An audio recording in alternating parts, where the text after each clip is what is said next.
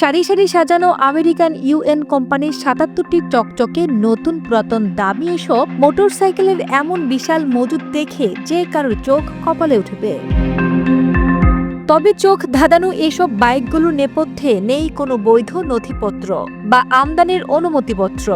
যশোরের ঘোপ নোয়াপাড়া রোডের গোডাউনটিতে ভ্রাম্যমাণ আদালত অভিযান চালিয়ে আমদানির বৈধ নথি বা রেজিস্ট্রেশন দেখতে না পেয়ে পুরো স্থাপনাটি সিলগালা করে দেয়। এখানে আমরা এখন পর্যন্ত ৭৭টা মোটরসাইকেল দেখেছি।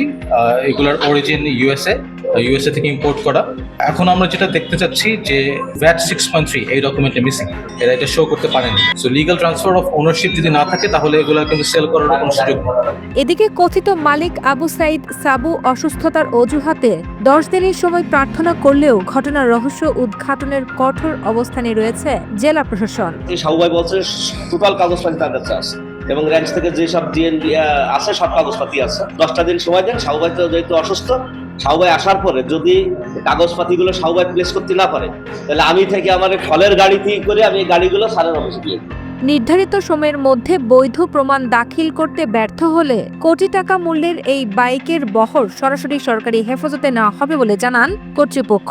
তাদের তথ্য মতে যে তারা এখন হসপিটালে আছেন, হসপিটালে তার নাকি অপারেশন হয়েছে।